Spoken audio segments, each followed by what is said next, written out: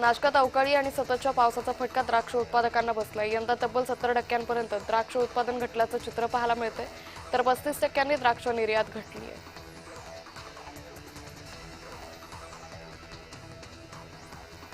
रायगड जिल्ह्यात मंत्री आदिती तटकरे यांनी स्वतःची माहिती ॲपवर भरून डिजिटल जनगणनेचा शुभारंभ केला।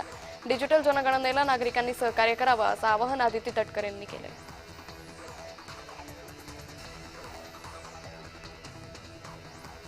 सोलापुरात क्रांतीवीर लहुजी शक्ती सेनेच्या वतीनं साहित्यरत्न कॉम्रेड अण्णाभाऊ साठे गुणवंत कामगार पुरस्कार 2026 वितरण सोहळा पार पडला। या कार्यक्रमाला महापौर विनायक कोंडियाल यांच्या हस्ते पुरस्कार वितरण करण्यात आले।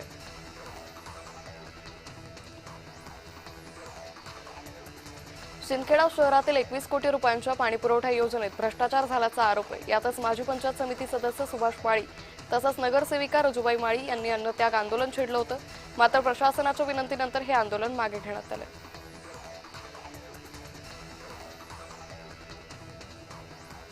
अमरावती जिल्ह्यातील मेळघाटमधील ब्रिटिशकालीन पूल तुटण्याच्या स्थितीत आहे। अनेक पुलांना 100 वर्षापेक्षा कालावधी उलटला, मात्र तरीही याकडे प्रशासनाने लक्ष दिलं नाही। यातच पर्यटकांचा जीव धोक्यात असल्याचा आरोप युवक काँग्रेसचे जिल्हाध्यक्ष राहुल येवले यांनी केला।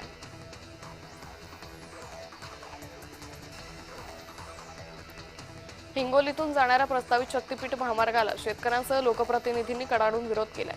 शेतकऱ्यांच्या भावना लक्षात घेऊन हा प्रकल्प रद्द करावा, अन्यथा तीव्र आंदोलन छेडण्याचा इशारा खासदार नागेश पाटील आष्टीकर यांनी दिलाय।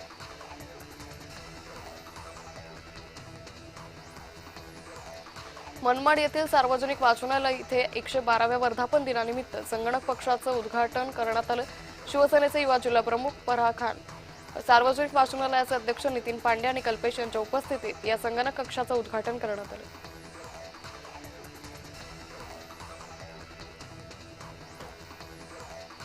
धुळ्यातील 5 कंदील परिसरातील लालबहादूर शास्त्री भाजीपाला मार्केटचं जयकुमार रावल यांच्या हस्ते भूमिपूजन झालं।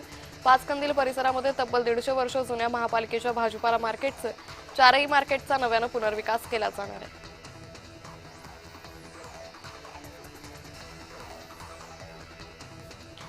पश्चिम विदर्भात उष्णतेचा परिणाम जलसाठ्यावर झालाय। पश्चिम विदर्भातील जलसाठ्यात मोठी घट झाली।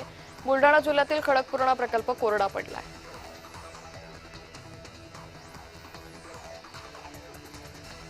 भुसावळ येथील काजू पलाट परिसरात भीषण आगीत घर जाळून खाक झाली। सुदैवाने या घटनेत कोणतीही जीवितहानी झाली नाही।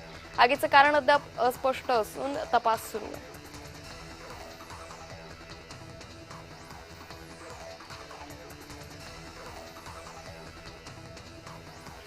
वर्ध्यात रुग्णाच्या नातेवाईकांकडून सुरक्षा रक्षकाला मारहाण करण्यात आली। 28 एप्रिलची ही घटना असून तक्रार देऊन अजूनपर्यंत कारवाई झाली नाही असा आरोप आहे। जिल्हा सामान्य रुग्णालयातील स्त्री वॉर्डातील हा धक्कादायक प्रकार आहे।